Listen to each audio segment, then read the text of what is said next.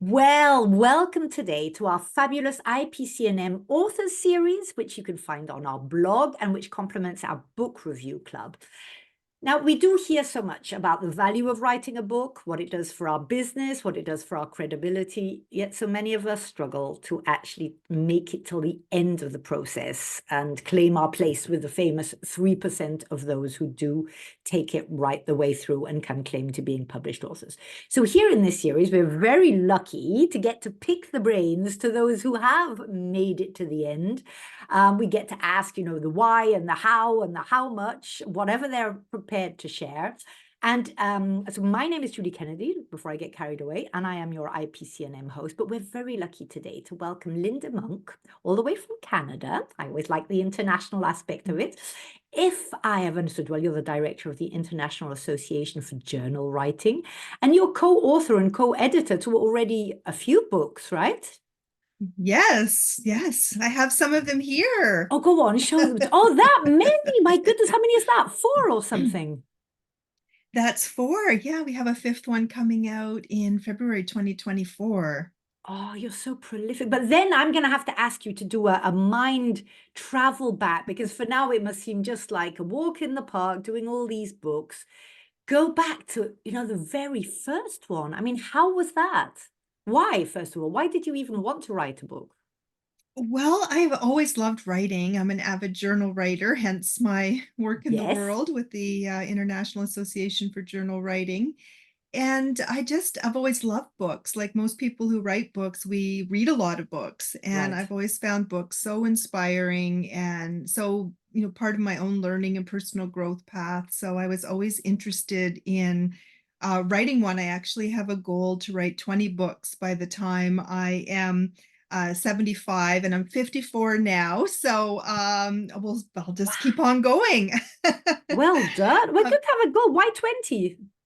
I kind of looked at my age and I thought if I did a book a year and maybe had to, skip a year here and there for whatever reason, I could still probably pull it off. So it Okay. was just a random number. I do a lot of work with Eric Maisel, who many people in your community have met Yes. through many of his wonderful interviews and Who said, I webinars. don't know, 50 plus books, right? I mean, Yeah, the man he's has. over 60 now. He's Oh, very prolific, and he really just his number just kind of inspired me, and getting a little later start than he did with his book authoring. So yeah, it's a goal, and it inspires me and keeps me kind of making sure I make room in my life and work for writing on a regular basis. So the first book, prior to writing a book, I had written lots of training programs and training manuals. So I'd always been writing in my world of work as a registered social worker and life coach. So it okay. wasn't a quantum leap to then go into writing a nonfiction book, because writing courses and course Yeah. curriculum is how to, and I was writing courses to teach myself, myself teaching them to others rather, and also train the trainer programs where what I wrote had to allow someone else to teach that material. So it's not unlike a nonfiction book where there's some element of how to Yes. going on in the book. So it was that that helped. And then the first book I did is a self-published book called Writing Alone Together, Journaling in a Okay. Circle of Women for Creativity, Compassion, and Connection. And that was co-authored with 2 fellow Salt Spring Island.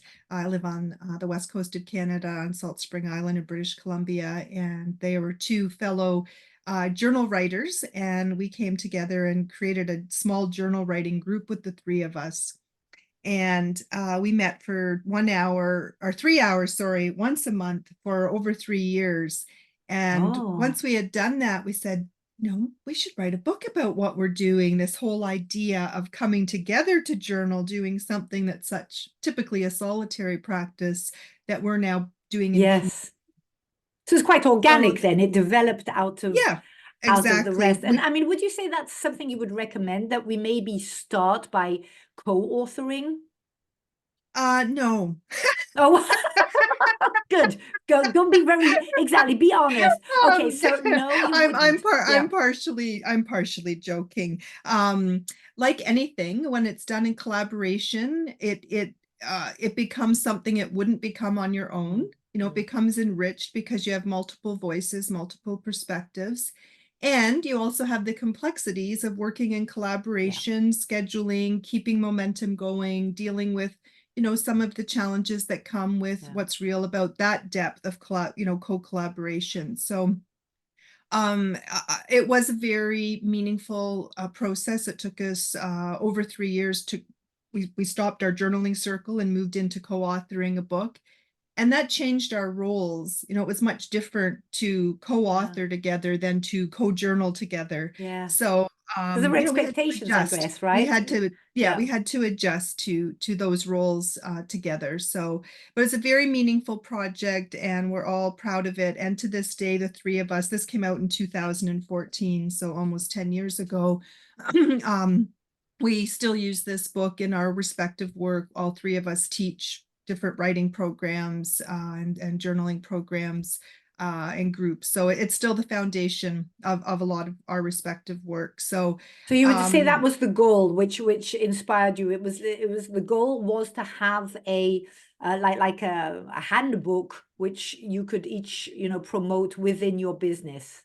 yeah, and the goal was really to share what we had done together and hope that it would have value for other people. So I took journaling, you know, writing alone together out into workplaces, out into healing circles with, you know, I Lovely do a lot of work in title. the area of burnout prevention with helping professionals and healthcare professionals. So I started teaching, you know, journaling for self-care in those Right. audiences of people. So I went, you know, in my lane, and Ahava, one of the co-authors, did a lot in the high schools and took writing alone together into groups of teenagers. And Wendy does women's writing circles, so she took her work. So we all went, you know, used them respectively out in our work in the world. And you say you still use it now. So, because I mean, we say, technology and everything's changing so fast, but some things don't, right? Especially the more human-based ones. So 2014, we're almost in 2024. So 10 years and you still, well, what would you say it's done Well, for your business? I use it actively. I host a monthly Writing Alone Together circle, an international Ah, circle on Zoom every month with people who gather from you know, different countries around the world inside our the International Association for Journal Writing is a membership community of journal writers. So we have one of our member benefits are these facilitated Writing Alone Together circles that I facilitate every month. So it's very much part of, you know, yeah. regular work that I do. Yeah. And it does give you that credibility, right? It gives you that sort of expert status. If you're going to write a book, then you must be an expert. Now, did I hear you say that the first one you actually self-published? We did. We put a lot of time and money into getting it well edited. We wanted it to be very professional. We wanted it to be a quality book. So, you know, self-publishing has a wide range Yeah. of quality in it. So we hired an editor. The three of us edited it. So that helped. There was three of us, and all three of us are writers. Yeah. And we hired a designer to do all the layout and design to then you know, have it go out through, at the time it was called Create Space, which is now KDP, the Kindle Direct part of Amazon. And with that was, you know, our own marketing and promotion. And, Right. you know, a lot of the ways we've done that have been through using the practice and then, you know, saying it's based on our book. So it continues to sell to this day. It's, um, um, yeah, it's out there, and you can Yeah, go it's get having it its on life of its own, Amazon. and it is then generating a revenue. I mean, I guess for most people, you don't write a book in order to become rich, as in there are few people for whom it really is a big income earner. But I mean, I dare say it covers its costs, and I mean, did you use the same strategy for all four books, or did you change? No, not at all. The next three have been co-edited collaborative projects with Eric Maisel, and they have multiple contributing authors. So that's another wonderful model Okay. for books. So our first one was Transformational Journaling for Coaches, Therapists, and Clients, a complete guide to the benefits of personal writing, which inspired our interview together. Yes. So this has we have it's all done in different sections, but there are 50 contributing authors in this book. Okay, So how the writing of a fantastic. book, yeah, and the Great Book of Journal. And so this was published with Routledge, which is a professional publishing company.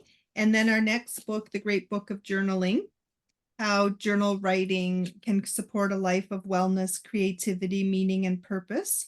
It had 40 contributing authors. So the same These model are of a collaborative big book. product, big Yeah. programs. I mean, it must be quite challenging getting 40 or 50 people to write following certain guidelines. I mean, I guess it's streamlined a bit. I mean, they all have their unique voice, but they're answering a question on how they go about it. Yeah, well, it was easy for us to find contributors because both Eric and I have quite large communities ourselves in our respective, worlds of our work. So it was very easy getting our contributors. We wrote book proposals for all these books. We got a few people who said yes, we wrote a description about what it would be about, invited people to be contributing and featured authors. And then we gave parameters what the chapters need to look like because they have to be consistency and Right. word length, key elements of the chapters. So every chapter has a try this section. We really wanted a lot of practical tools, practical exercises, and applications that would be in every chapter. So you unify, sort of the look, feel, and elements of the chapter, and then they have creative freedom to make their own way with it. So the structure holds it together consistently, and then the voice of the author gets to be just that within that frame. And the biggest job of a book like that is not the writing, of course, because we're writing the introduction and the conclusion. We're also conceptually putting the book together. What's it about? What are some key sections? We have to make the architecture for it, and then the work then is working with the authors. What are their topics? How do you get a variety of topics to, really make a valuable collection, helping them, meet the deadlines of Right. submission and editing all the chapters. So really you're creating a book, one way to do it is write the whole book yourself or co-author a book like with Writing Alone Together. Another way is to collaborate and Yes. become a published author through being a featured author in a collaborative book. I've actually been in a number of books as a contributing author, Right. in addition to, so I'm familiar with this collaborative book model as a contributor. And Eric and I did a third book this way that came out this year, which is called The Coach's Guide to Completing Creative Work. Ah, so Top could tips that be for a guideline for us then to get our books out Yes, there? exactly. That's what we kind of came up with. Its subtitle is Top Tips for Working with Procrastination, Perfectionism, and More. Oh, And because of course, like you said in your opening comments, Julie, the 3% of people will not actually much, write right? complete books. So, Mm, and we know a lot more creative projects get started than ever get finished for a whole mm. host of reasons. So we were kind of on a mission to what might be some good tips and ways to actually help people complete their creative Yes. Okay. projects Now and this get one, them I'm going to out in write the this one down world. immediately as a Christmas gift because I'm still one of those with, about 25 various projects, none of which have seen the day of light, a light of day, I mean. So, okay. So if I were to ask you advice to people listening, so people listening, let's say they haven't got a book out, right? And that's why we're listening. There is actually, by the way, a review on that book, the one that you wrote about journaling, that I encourage the audience to go and have a look at in our review part. Thank you. What would you recommend? So, I mean, you've written a whole book about procrastination and all of that. So I dare say that's one of the ones that you see as one of the biggest obstacles for various reasons. What advice would you have for budding authors? Well, one is to decide, like really decide and declare that you are going to write your book, Mm, because our books really need our full commitment. Like anything we complete, as creative people, we have so many ideas. They come at us fast and furious, mm. and we will never do all of them. That would I probably have had 5 new ideas since I woke up this morning. Yeah. And none may stick and come to the light of day. So to acknowledge ourselves as creative people to acknowledge that many ideas come to us and through us, and to just be open to all of that. And then when that inkling or that, real desire to write a book has come to you, it's come to you for a reason. You will write a book like no other person will write a book, even if there's 100 books on the same topic. How you will write about it, how you will gather your thoughts, your expertise, your heart, your mind, into how you'll pour that into the book will be uniquely you as an author. And it starts with that decision, because that decision activates a whole bunch of things around us. It helps us then prioritize the time to write. Yeah. It helps us say, I'm a writer. It Mm. helps us move the other things out of the way that we have to move to make our writing a priority, because it's very difficult for writing just to kind of sit out in the edges of our life and just, oh, I'll do it when I have time. Most of us don't just have like extra time to write a book. So it has to become part of our schedule, has to become part of our decision that, yes, I am going to write this book. That will fuel the motivation to actually do the work of writing it. And like most things, a lot of people have romantic notions about being an author and writing a book. And it's like anything, it's a dedication, That's hard it's work, work, right? it's a Yeah. commitment. It is making it a priority again and again and again. And it's going through the ups and downs. There's wonderful days of flow and writing, and there's days where everything's all congested and stuck and just not working, but you show up on those days as well. So you really make a commitment, and you're making a commitment to yourself and to the project. It's very easy to abandon creative projects, which is why that stat is so staggeringly low, because there's really no one there waiting for it.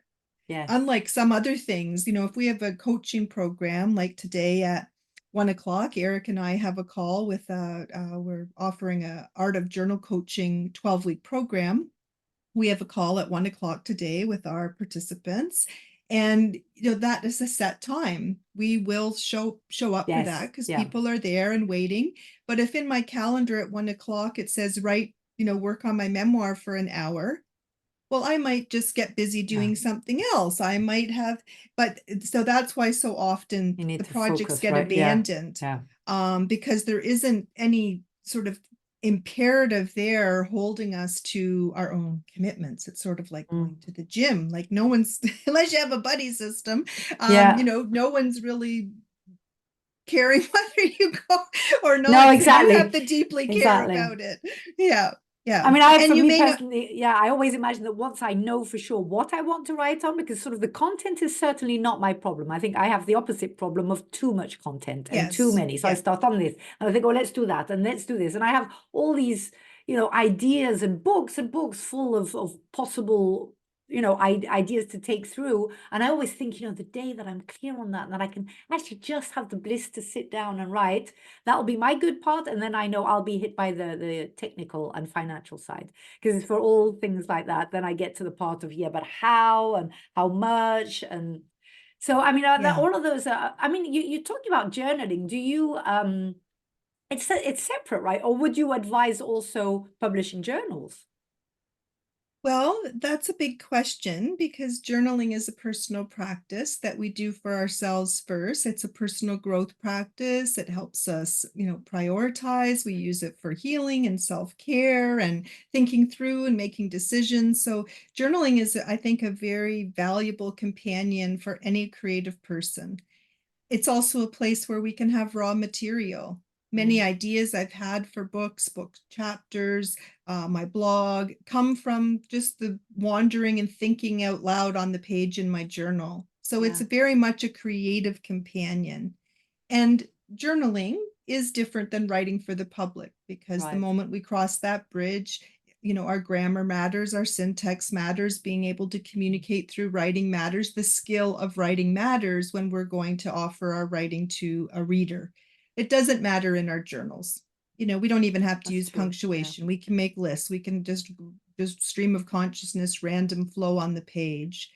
But I really believe all writing makes us better writers because we are exercising our voice. We are getting comfortable with going to the page. We're getting comfortable with self-expression. We're getting comfortable with trusting ourselves and building our confidence. And journaling does all that for us. And all of those things help us become book authors and Yeah, and exactly. You are writers that writing, get at least you're practicing, right? Even if it's just for you, you are transforming thoughts into words which are actually written or typed down.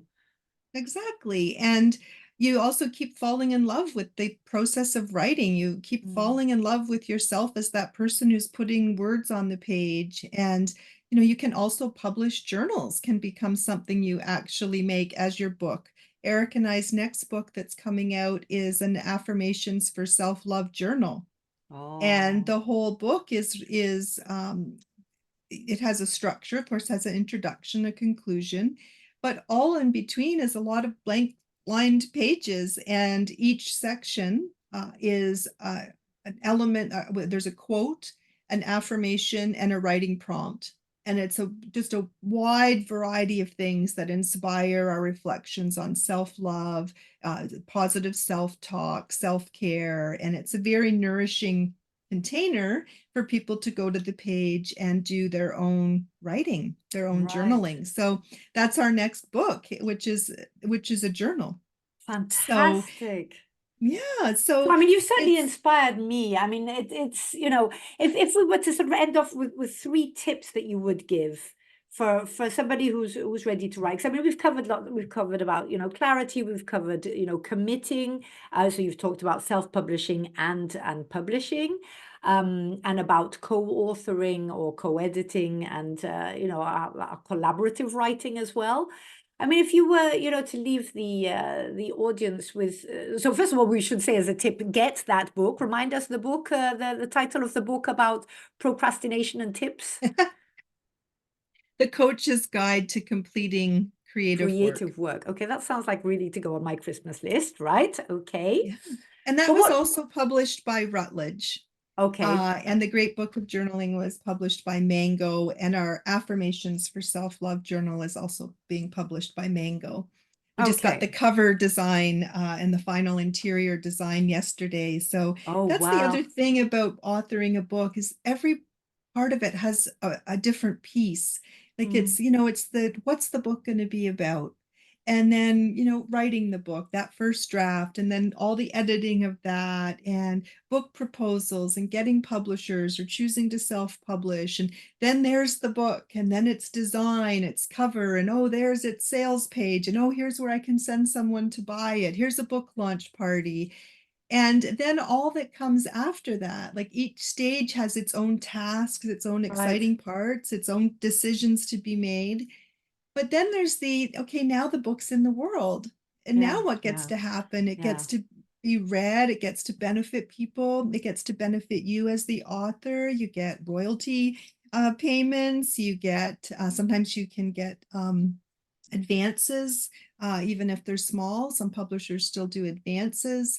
And then you're using that book in your business. Yeah, So, for example, I do a lot of speaking about the healing and transformational power of journaling. I right. get a lot more speaking engagements Yes. because I'm a published author, even though I'm saying the same thing I would have said before having the Yeah, books. I mean, actually, it has honed because I've learned a lot writing the yep. books myself.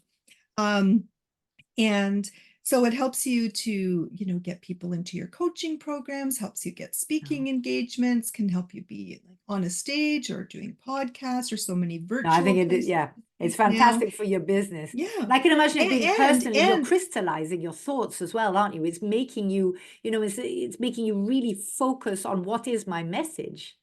exactly. And those are sources of revenue in your business too. Mm, So, the speaking, sometimes you're speaking to promote your book, sometimes you're speaking to promote your business. I mean, you're speaking to inform and to share knowledge, and these other gains can happen. But also the speaking, speaking is a big source of revenue in my business. yes. And so the more speaking we can do, the more revenue we can make if you're Yeah. a paid speaker. And then when you speak, those people who are listening become people in your coaching programs. Right. And then that becomes a growth. So it all fits together. So one of my tips is, once you have a book, is to really consider how it's part of your overall business plan and your business growth. How can your book help you grow and expand your work in the world and expand your revenue in the world if Yes. you're trying to do that? As it all does fit together. So my tips. Well, one is the decision, the true-hearted decision that you're going to write your book. Mm. The second is scheduling your writing time. Make it real, not just if there's time, but when is the time. And really note, like, what are your best creative times? So for example, early morning is my best writing time. It's when I have fresh morning thought, I've been rested, I'm more creative, all the backfill of the day and the work and the emails and all the life, hasn't done that yet. So it's just me and my writing and my coffee and my dog. And, we have our morning routines. And so have a schedule and a regular writing schedule that you commit to, just like you would a client session, like, really truly commit to yourself and your writing, because that commitment actually supports you in your writing. Without it, it's very easy for a book to just dwindle and not happen, and we get too overwhelmed by there's just so much content, how will I ever do this? But when we actually show up, we start to see it start to take form. We start to see our ideas, like, oh, I actually have an outline, oh, I actually have 3 chapters. And it's really, books are getting shorter and shorter. So they're True. very doable. A book that used to have to be 80,000 words is now 50,000 words. And if you say, okay, I'm going to write, 500 words or 1,000 words a day, even if lots of them aren't good, which is fine, you can do the math. It actually doesn't take that long to write a book. Yeah. We can spend so much time wasting time, procrastinating, thinking about our books, being upset that we haven't written our books yet, and all that time we've spent. And I'm saying Yeah. that from experience, because I've Yeah. done that, and I'm still do that on some other projects. I think to myself, my gosh, I could have already written Yeah. or all the Exactly. courses we take on how to write books. Yeah. So we have to be discerning with our time, and another tip, my final tip, is to imagine that your book is done. Like, you might Uh-huh. even make a cover for it and put some papers in it, or make a binder, and like actually visualize it done, visualize it on a bookshelf, visualize a reader holding it, visualize someone sending you an email, I really loved your book and now I'm doing this and that because of it. Because if you can see it as Yeah. real, Yeah. it's like that vision board, activating it as if it's already so. It will help you keep propelling forward until it That's very is, true. until it Yeah. is so. Holding it in your hand and opening it, that fresh book smell. Oh, I love it. Lynda, thank you very, very much. I suggest that everyone goes and has a look at these books that you've talked about, in particular the procrastination one. Good luck with the next one with Eric, and I hope that we'll have you back. And yeah, maybe also a masterclass on journaling would be a good idea. I would love that. Well, there we are. There we are. So for the rest of you out there, take note, take action. I think Lynda has certainly enthused us to, why we would want to, and to really imagine, us having that book. And those tips are excellent. The really the deciding and the declaring, the scheduling, and the fact of, just literally committing, seeing it like it's a business investment. You're sitting down and you're doing whatever time you said you were doing, and the more you do it, the more clarity you get. I think that's probably a very important one as well.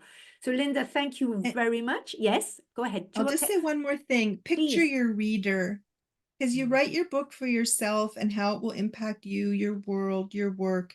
And ultimately, a book is an offering. A book is a gift we give to other people that can somehow improve or change or inspire their lives, their work, their health, whatever your topic is. So I often just close my eyes and I picture the reader. How might this book serve them? And if I don't write it, that won't happen. It won't reach them. And so the reader is a very inspiring part of getting a book done.